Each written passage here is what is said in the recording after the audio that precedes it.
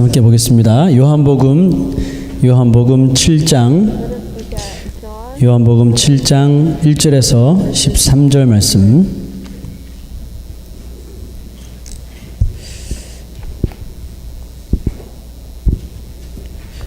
요한복음 7장 1절에서 13절 말씀까지 우리에게 주시는 하나님의 말씀입니다. 같이 봉독하겠습니다.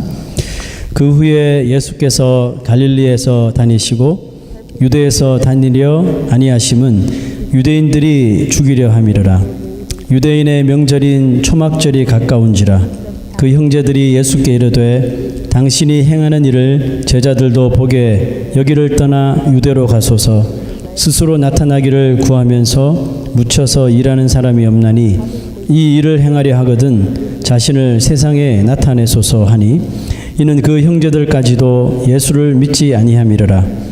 예수께서 이르시되 내 때는 아직 이르지 아니하였거니와 너희 때는 늘 준비되어 있느니라. 세상이 너희를 미워하지 아니하되 나를 미워하나니 이는 내가 세상의 일들을 악하다고 증언함이라. 너희는 명절에 올라가라. 내 때가 아직 차지 못하였으니 나는 이 명절에 아직 올라가지 아니하노라. 이 말씀을 하시고 갈릴리에 머물러 계시니라. 그 형제들이 명절에 올라간 후에 자기도 올라가시되 나타내지 않고 은밀히 가시니라. 명절 중에 유대인들이 예수를 찾으면서 그가 어디 있느냐 하고 예수에 대하여 무리 중에서 수군거림이 많아 어떤 사람은 좋은 사람이라 하며 어떤 사람은 아니라 무리를 미혹한다 하나 그러나 유대인들을 두려워함으로 드러나게 그에 대하여 말하는 자가 없더라. 아멘. 우리 주위에 보면 다른 사람 앞에서 자신을 이렇게 드러내길 좋아하는 사람이 있습니다. 대체로 이런 사람은 이와 같은 특징을 가지고 있다고 합니다. 스스로 자신감이 아주 지나치거나 오히려 자신감이 전혀 없는 사람. 항상 남들보다 내가 훨씬 잘 나타나야 한다고 생각합니다. 상황이 자신의 의도대로 되지 않으면 극도로 불안해합니다. 언제 어디서나 자신이 주도권을 쥐려고 한다. 자기보다 더 낫다고 생각하는 사람을 만나면 항상 견제하고 그 사실을 인정하지 않으려고 한다. 그럼 이렇게 자신을 드러내길 좋아하는 사람은 주위에 누가 있습니까? 자기 자신을 싫어하는 사람을 둘 수밖에 없다고 합니다.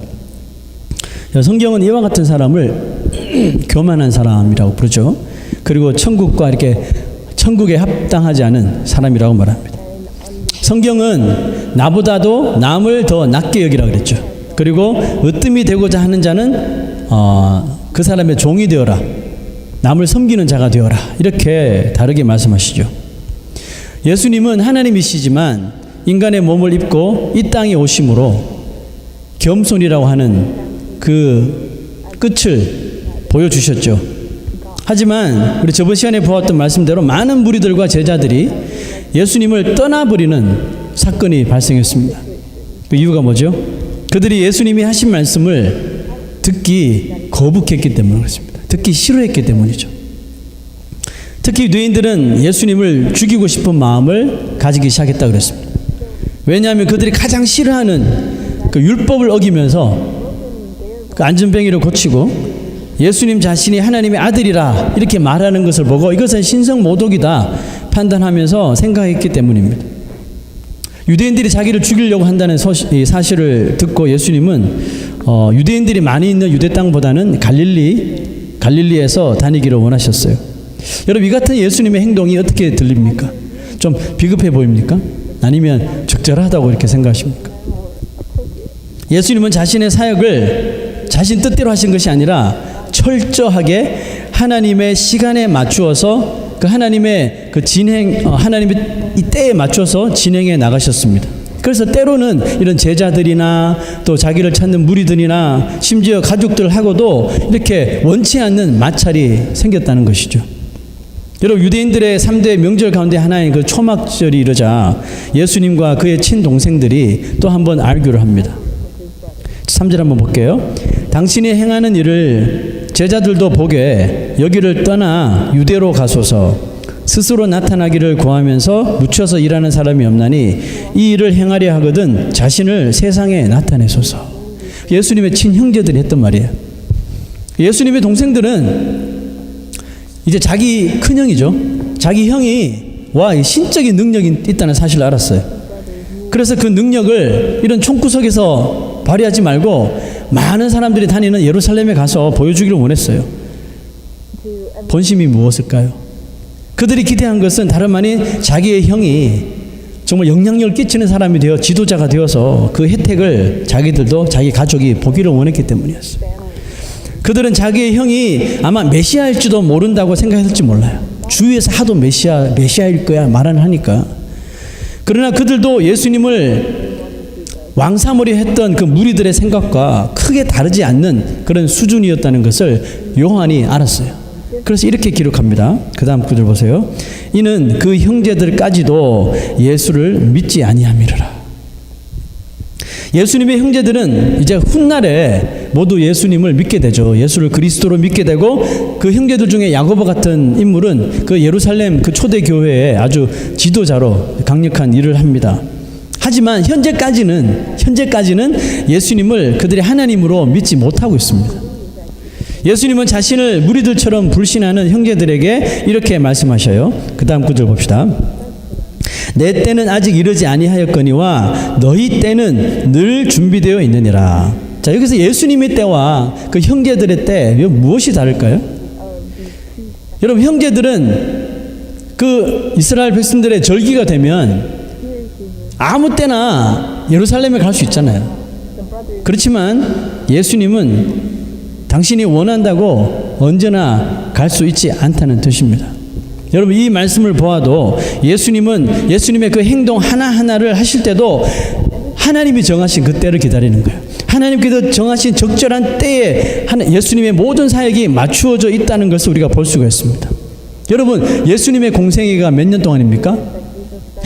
네, 3년 동안 예수님의 그 공생애가 있는데 그 예수님의 공생애를 이미 하나님께서 창세전에 다 이렇게 플랜을 만들어 놓으셨잖아요.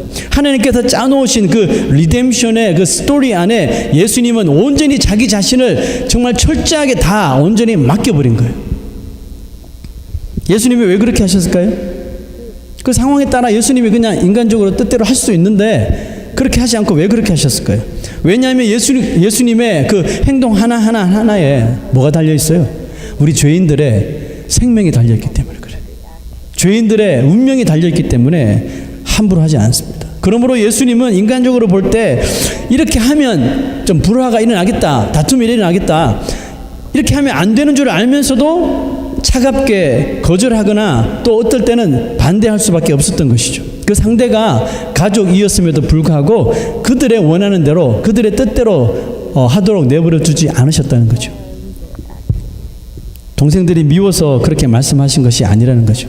여러분, 이와 비슷한 사건이 가나 혼인잔치에서도 있었죠. 포도주가 다 떨어지자 예수님의 어머니 마리아가 예수님께 do something, 뭔가 좀 해줘 이렇게 부탁했을 때에 예수님께서 뭐라고 말씀하셨어요?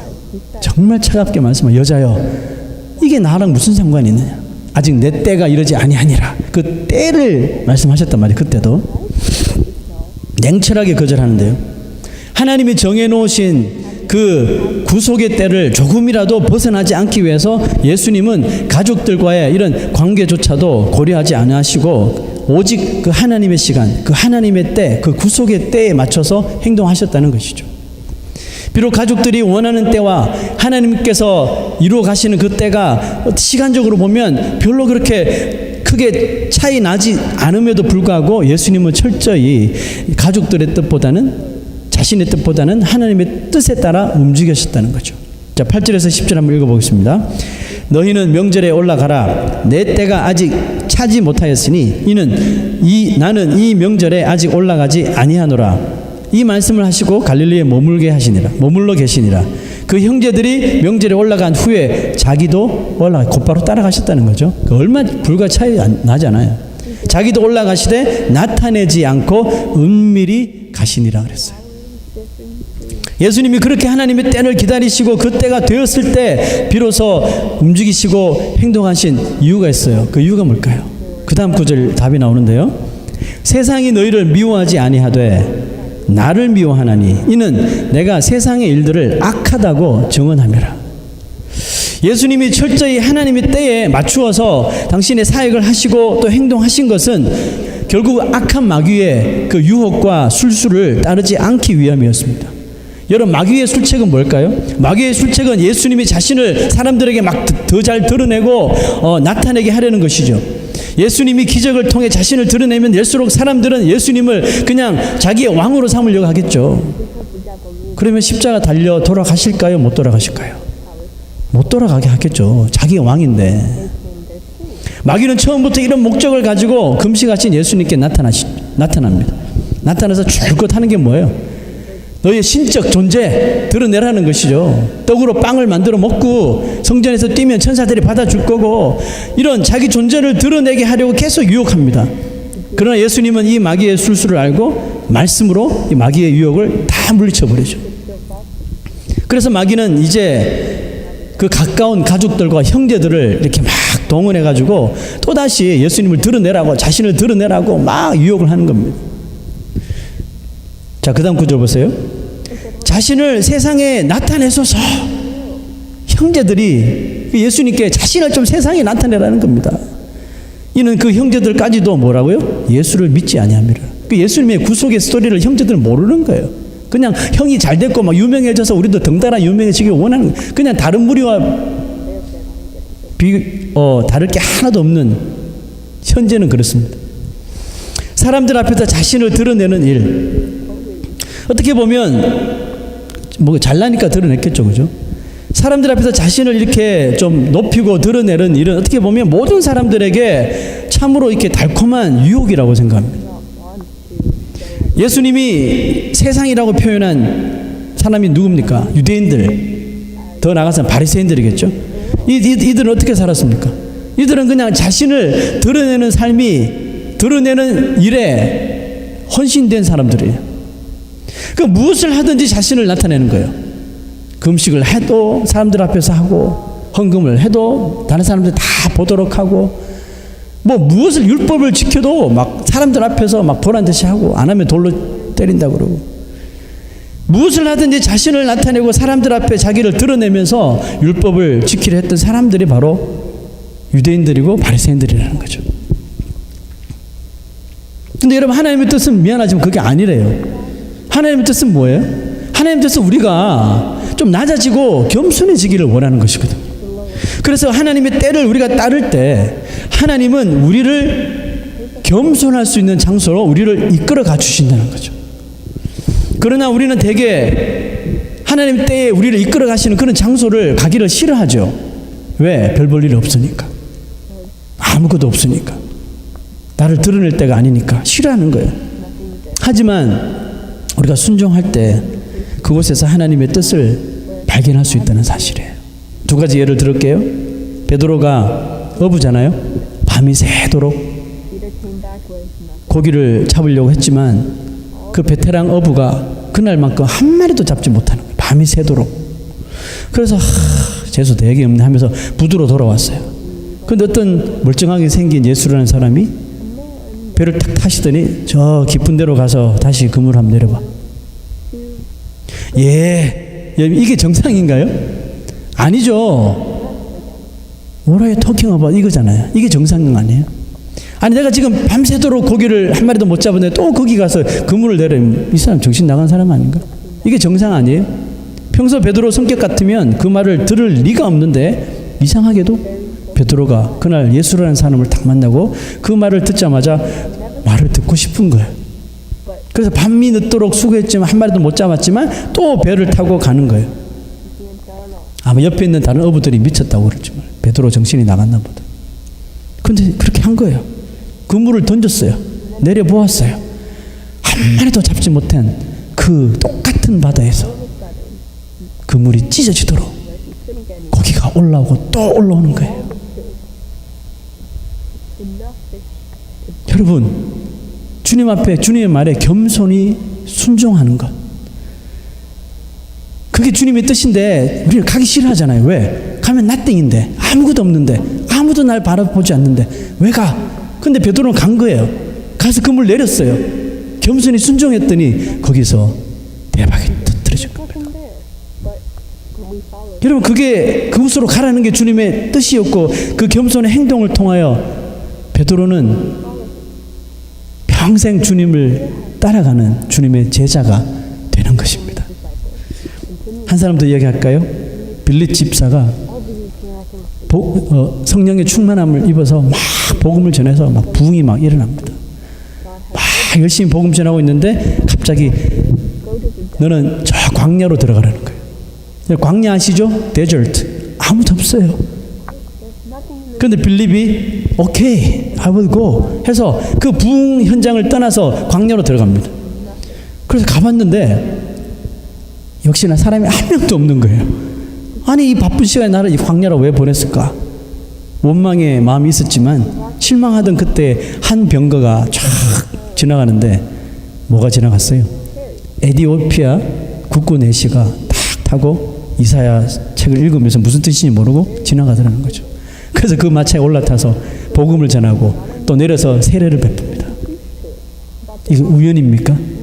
아니에요. 순종했던 자리에, 좀 광야 같은 곳이라 아무도 가기 싫어하지만 빌립이 성령의 음성을 듣고 갔더니 그게 하나님의 뜻이 있더라는 것이죠. 여러분, 우리는 별반 다른 게 있나요? 우리도 똑같습니다, 여러분. 왜 주님이 겸손의 삶을 살아라, 겸손히 하나님의 때를 기다리라, 다 뜻이 있는 거죠. 우리가 교만할 때는 미안하지만 절대로 하나님의 뜻을 알 수 없습니다. 교만한다는 건 무슨 뜻이에요? 하나님의 뜻이 아니라 내 뜻대로 하고 싶은 거잖아요. 그게 교만이잖아요. 우리가 교만할 때는 절대로 하나님을 만날 수조차 없어요. 하나님은 교만한 자 안 만나 주시거든요. 나의 자랑, 나의 자존심을 다 내려놓아야 하는데 그때가 언제예요? 그때가 바로 나를 내려놓는 시간이 바로 하나님이 원하시는 겸손의 시간이라는 거예요. 하나님의 뜻에 따라 나의 것을 멈추고 내려놓는 것, 그게 겸손한 자입니다. 예수님이 자신을 드러내고 나타내라는 형제들의 이런 외침, 형제들의 제안을 다 거절해버리고 하나님의 때를 따라 순종을 합니다. 10절에서 11절 보세요. 그 형제들이 명절에 올라간 후에 자기도 올라가시되 나타내지 않고 은밀히 가시니라. 명절 중에 유대인들이 예수를 찾으면서 그가 어디 있느냐. 여러분, 유대인들이 왜 예수를 찾아요? 우리 첫 번째 구절에 봤죠. 죽이려고 한다고 그랬잖아요. 유대인들이 예수님을 찾아다니는 이유는 어떻게 보면 마귀 때문인데요. 마귀는 세상으로 상징이 되는 유대인들을 어떻게 쓰든 자극하여서 예수를 미워하고 당장이라도 죽이려고 합니다. 그러나 예수님은 지금 당장 죽어서는 안 됩니다. 왜? 예수님은 십자가에까지 오르셔야 돼요. 십자가에까지 오르셔서 거기서 거기가 구속의 종착점입니다. 거기에서 돌아가셔야 돼요. 거기서 돌아가시게 이미 구속의 플랜이 짜여 있어요. 그런데 지금 마귀는 예수님을 길 한가운데서 유대인을 통해서 죽이려고 하는 거예요. 어떤 자들은 왕으로 삼아서 십자가에 못 오르게 하려고 하는 거예요. 자, 여러분 이해하시죠? 자, 그래서 하나님의 때를 기다리는 것은 중요해요. 하나님은 예수님이 유대인들을 이리저리 피하도록 계속해서 이끌어 주시는 거예요. 예수님은 세상이 너희들을 미워하지 않고 나를 미워한다. 형제들에게 세상이 너희들을 미워하지 않지만 나를 미워해. 이렇게 말씀합니다. 왜냐하면 그들도 예수님을 아직 믿지 않았기 때문입니다. 여러분, 이처럼 세상은 또 마귀는 예수 믿지 않는 자들, 불신자들 미워하지 않습니다. 오히려 더 잘 되라고 이렇게 막 격려하고 돕지. 그래서 마귀한테 붙들리도록 잘하게 하지. 여러분, 세상과 마귀는 불신자들을 미워하지 않습니다. 누굴 미워해요? 예수 믿는 자들. 여러분과 저 같은 사람들을 미워해요. 허구한 날 괴롭히죠. 왜 믿는 자들을 미워할까요? 예수님께서 말씀하셨는데요. 내가 세상의 일들을 악하다고 증언하기 때문에 세상이 나를 미워한다. 똑같아요. 왜 세상이 믿는 자들을 미워하냐면 믿는 자들이 예수님처럼 세상에서 일어나는 하나님 뜻에 따르지 않는 모든 교만한 일들을 악하다고 우리가 말하기 때문에 그렇죠. 그 뜻을 따르지 않기 때문에 세상은 우리를 미워해요. 그렇지만 이런 믿는 사람이라도 세상의 일들을 악하다고 증언하지 않고 그 뜻을 만약에 따라 세상의 뜻을 따라 산다면 세상에서 여러분 절대로 미움받지 않습니다. 잘 나갈지도 몰라요. 그렇지만 하나님은 그 삶을 싫어하시겠죠. 그리스도인은 겸손하게 하나님의 뜻을 따라 남을 나보다 더욱더 낮게 여기는 삶을 살아라 그랬죠. 하지만 세상의 악한 일에 대하여서 어떻게 하라 그랬어요? 예수님처럼 강하게 이것을 반발하라 그랬죠. 다니엘이 그랬습니다. 다니엘의 세 친구가 그랬습니다. 세례 요한이 그랬죠. 헤롯이 불륜을 저질렀을 때 쫓아가서 왕궁에 가서 너 그 잘못이야 라고 목이 잘렸지만 그래 강하게 반발할 수 있어야 된다는 거죠. 여러분 세상 일들은 왜 악하죠? 세상 일들은 왜 악한가요? 세상의 일들은 하나님의 영광을 절대로 나타내지 않기 때문에 세상 일들은 악한 거예요. 세상은 자신의 영광만을 구하죠. 세상에 속해 있는 사람도 자기 자신을 드러내고 자기 자신을 높이고 자기 자신의 영광을 더욱더 높이지 절대로 하나님을 높이지 않습니다. 오히려 하나님의 영광을 자기 자신의 자랑으로 자기 자신의 이런 부로 다 가려버립니다. 근데 이런 만약에 믿는 사람들도 이렇게 세상 사람들처럼 자신의 영광을 위하여 하나님의 위엄과 영광을 가릴 수 있는 충분한 일을 할 수 있는 사람이기 때문에 우리가 세상에서 더욱더 조심해야 되는 것입니다. 히스기야 왕이 죽을 병에 걸리죠. 벽을 쳐다보고 기도하여서 병을 낫습니다. 15년을 생명을 연장받습니다. 그 후에 바벨론 사신들이 병에 걸린 히스기야 왕을 위로하게 찾아오죠. 거기서 어떻게 합니까? 나를 치료하신 하나님의 영광을 나타내지 못하고 이스라엘이 이렇게 부강한 것이 다 내 덕일 걸. 자기 영광을 드러내면서 모든 보물창고를 다 열어 제치면서 이거 보라고. 내가 이렇게 나라를 잘 다스려서 하나님 이름 한마디도 하지 않습니다. 하나님의 영광을 자기의 영광을 통해서 다 가려버리죠. 하나님께서 교만하게 행동했던 히스기야 왕에게 곧바로 이사야 선지자를 보냅니다. 이사야 선지자는 왕 앞이었지만 겸손하지 않습니다. 그냥 와서 큰 소리로 치는 거예요. 다윗이 잘못할 적에 큰 소리 쳤던 나단 선지자처럼 세례 요한처럼 와서 네 죄를 네가 알렸다 그러면서 소리를 호통을 치는 겁니다.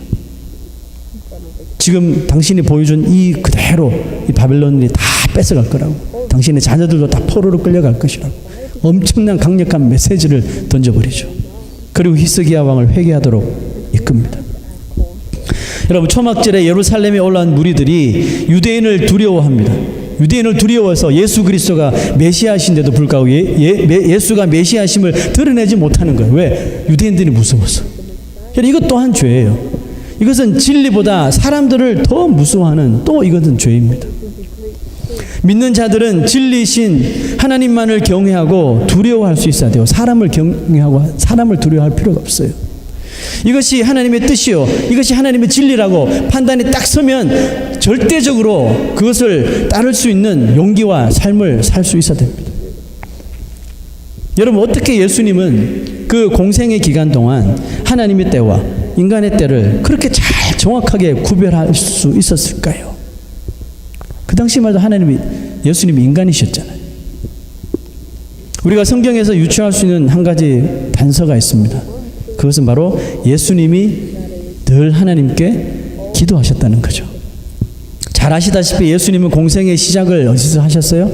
광야에서 하셨잖아요. 광야에서 40일을 금식하면서 공생애를 준비하십니다.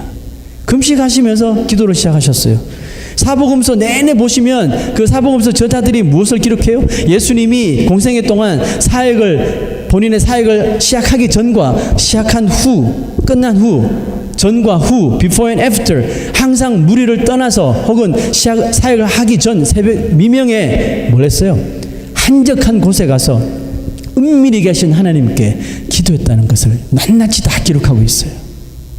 그러니까 매 순간순간마다 예수님은 하나님께 찾아가서 하나님께 기도했다는 거죠. 하나님 때가 언젠가요? 지금이 하나님의 때인가요? 하나님께서 계속 음성을 들려주시면서 하나님의 때를 자세하게 알려주십니다. 여러분 우리가 나의 때가 아닌 하나님의 때를 찾기 위해서 필요한 것이 또 똑같습니다. 은밀히 기도할 수 있는 장소와 시간이에요. 간혹 보면 물어요. 하나님의 뜻이 뭔지 모르겠어요. 저한테 와서 물어보신 분에게 저한테 와서 묻지 말아요. 이것을 아시는 하나님께 가서 물으시라고요. 예수님도 그렇게 하셨잖아요. 우리 다 그렇게 믿잖아요. God knows everything. 근데 왜 하나님께 안 가냐고요? 왜 하나님과 시간을 안 가지시냐고요? 하나님 다 아신다면서요. 왜 하나님께 가서 구하지 않습니까? 예수님도 하나님이셨던 예수님도 하나님 앞에 그렇게 시간을 내서 쫓아가서 기도하라는데 왜 우리는 기도하지 않습니까? 왜 하나님의 뜻을 그렇게 묻지 않습니까? 묻지 않으니까 우리가 알지 못하니까 교만해서 자기 뜻대로 행하는 것이. 우리가 시간을 내어서 기도하셔야 돼요. 은밀한 곳을 찾아서 하나님께 구하고 또 구하셔야 돼요. 헷갈려 할 때마다 가서 구하시라고요. 왜 하나님께 안 알려주시겠습니까? 구하지 않으니까. 내 욕심대로 구하니까 우리가 알 수 없는 것입니다. 우리가 하나님과 만나지 않고 어떻게 하나님의 뜻에 따라 행동하고 결정할 수가 있겠습니까? 예레미야 33장 3절에 보십시오. 너는 내게 부르짖으라 내가 내게 응답하겠고 그랬잖아요. 내게 부르짖으라 내가 네게 응답하겠다는 거예요.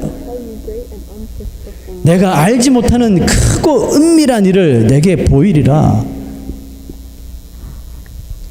하나님께 늘 가까이 가는 자는 하나님의 뜻대로 살아갈 수 있는 겸손한 삶을 살 수밖에 없어요. 예수님은 이 땅에 계실 때 언제나 하나님의 뜻을 구하는 그 시간을 가지셨어요. 공생의 시작부터 공생과 끝나기 바로 전 겟세마네 동산에서도 주여 이 잔을 내게서 가져가 달라고 그 순간에서도 아버지의 뜻을 또 구하잖아요. 철저하게 우리를 살리시기 위해서 아버지의 뜻을 따르셨어요. 그러므로 하나님의 뜻을 구할 때마다 우리는 하나님의 때를 기다릴 수 있는 겸손함을 얻게 될 줄로 믿습니다. 우리는 사울 왕이 왜 하나님께 왕으로 택함받았다가 금방 버림을 받게 되었는지를 잘 기억해야 합니다. 사울 왕은 위급한 상황에서 하나님의 뜻을 묻지 않아서 하나님의 때를 올바로 깨닫지 못합니다. 우리의 삶 속에서도 급한 상황이 오고 또 내게 해결할 수 없는 위기의 때가 분명히 찾아올 것입니다. 겸손한 성도는 급할수록 위기다고 생각할수록 홀로 결정하거나 홀로 행동해서는 절대로 안 됩니다. 원수가 내 앞에까지 내 목전 앞에까지 왔을 때라도 우리는 하나님의 뜻과 그 때를 기다릴 줄 아는 겸손한 기도자가 되어야 합니다. 내가 스스로 할 수 있다고 교만할 때 우리는 실패할 것이고 무너질 것입니다. 아는 길도 물어서 가라는 말이 있잖아요. 아는 길도 물어서 가라. 이 말을 우리가 영적으로 풀면 뭐예요? 비록 아는 길이지만 거기서도 겸손해지라는 거죠. 겸손히 나의 지식과 나의 경험과 나의 판단을 하나님 앞에 다 내려놓고 주님 이 길이 맞는가요? 주님 이 길이 맞습니까? 라고 모든 일에 적절한 때와 길을 아시는 하나님께 묻고 또 하나님을 의지하라는 그런 뜻이겠죠. 여러분 저와 똑같이 아는 길도 물어갈 수 있는 저희들 되시기를 축원합니다. 하나님께 여쭤보셔야 돼요. 오늘도 그리고 이 한 주도 내가 할 수 있다는 교만의 유혹을 우리가 이기시고 예수님처럼 하나님께 겸손히 구하고 또 그 길을 발견할 수 있는 또 하나님의 때에 따라서 겸손하게 주의 뜻을 발견할 수 있는 저와 여러분 되시기를 주의 이름으로 부탁드립니다. 기도하겠습니다.